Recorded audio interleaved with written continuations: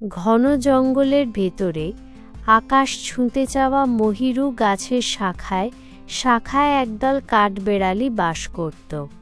তারা ছিল ছোট্ট, চঞ্চল আর সবসময় ছুটোছুটি করত। ডালে ডালে লাফিয়ে, বাদাম আখরোট কুড়িয়ে আর খেলা করে তাদের দিন কেটে যেত।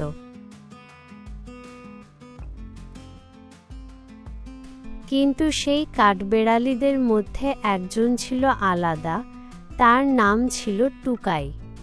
টুকাই ছিল অন্যদের চেয়ে একটু কৌতূহলী আর একটু সাহসী।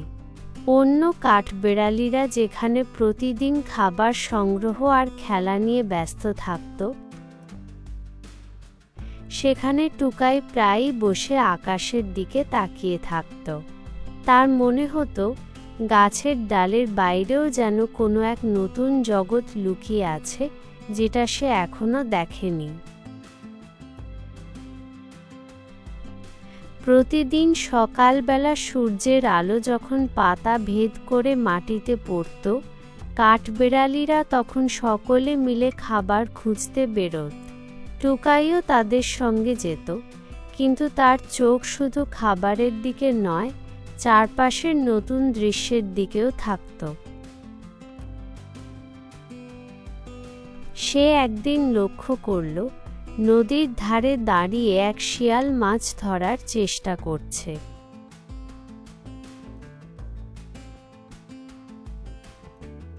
আবার কখনো দেখত দূরের মাঠে হরিণছানা খেলা করছে। টুকাই মনে মনে ভাবত, আমাদের জীবন কি শুধু বাদাম কুড়োনো আর শীতের জন্য মজুত করাতেই সীমাবদ্ধ? এই বিশাল পৃথিবীতে কি এর বাইরে কিছু নেই?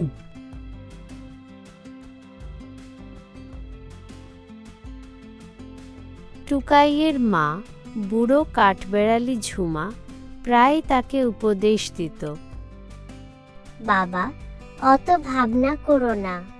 আমাদের জীবনের নিয়ম আছে, খাবার জোগাড় করা, পরিবারকে রক্ষা করা আর বিপদ এড়ানো। এটাই কাঠবেড়ালির জীবন। বেশি কৌতূহল করলে বিপদে পড়তে হয়। কিন্তু টুকাই মায়ের কথা শুনেও মনে মনে ভেবেছিল, যদি আমি সাহস না করি তবে কখনোই জানতে পারবো না বাইরের জগৎটা কেমন।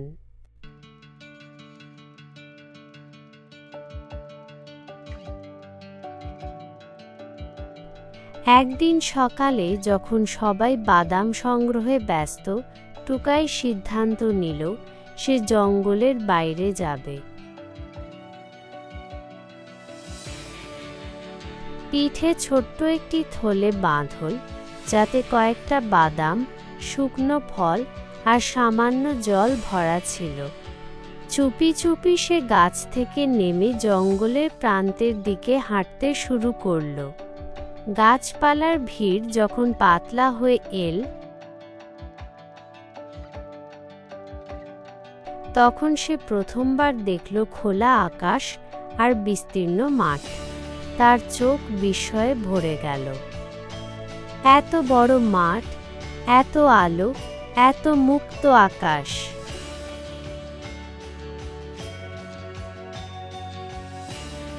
মাঠে পৌঁছে টুকাইয়ের সঙ্গে পরিচয় হলো এক ছোট্ট চড়ুই পাখির। তার নাম ছিল চিউই। চিউই হাসি মুখে বলল,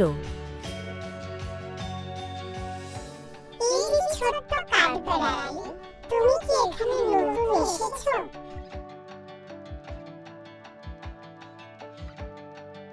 টুকাই মাথা নেড়ে হ্যাঁ বলল।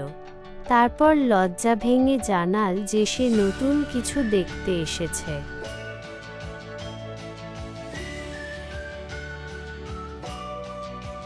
চিউই তাকে মাঠের নানা জায়গা ঘুরিয়ে দেখাল, ধানের ক্ষেত, নদীর তীর,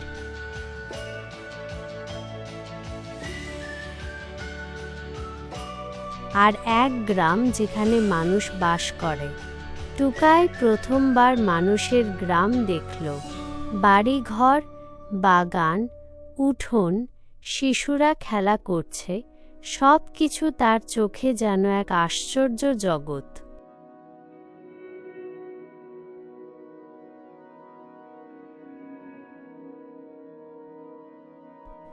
একদিন গ্রামে ঢুকে টুকাই একটি বড় ভুল করল।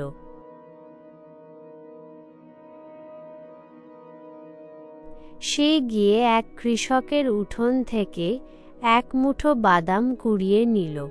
কৃষক দেখে ফেলতেই লাঠি হাতে দৌড়ে এল। টুকাই ভয়ে দৌড় দিল।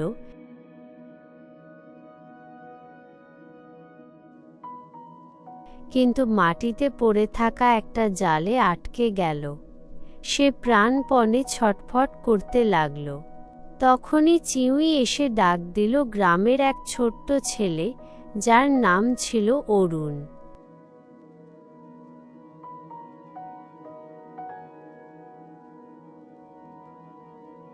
অরুণ দয়ালু মন নিয়ে জাল কেটে টুকাইকে মুক্ত করল। তারপর আলতো করে বলল, ভয় পেও না ছোট্ট বন্ধু, তুমি চাইলে আমার বাগানেই খেলতে পারো, কিন্তু চুরি করো না। সেদিনের পর থেকে টুকাই শিখল, অন্যের জিনিস চুরি করলে তার ফল ভালো হয় না, বরং বন্ধুত্ব করে সাহায্য চাইলে সবাই খুশি হয়। সে অরুণের সঙ্গে বন্ধুত্ব করল। অরুণ তাকে প্রতিদিন কিছু খাবার দিত, আর টুকাই তার বাগানে খেলা করত। কয়েকদিন গ্রামে কাটিয়ে টুকাই সিদ্ধান্ত নিল, এবার তাকে জঙ্গলে ফিরে যেতে হবে। সে তার পরিবারকে ভীষণ মিস করছিল। চিউই আর অরুণকে বিদায় জানিয়ে সে আবার দীর্ঘ পথ পাড়ি দিয়ে নিজের জঙ্গলে ফিরে এল।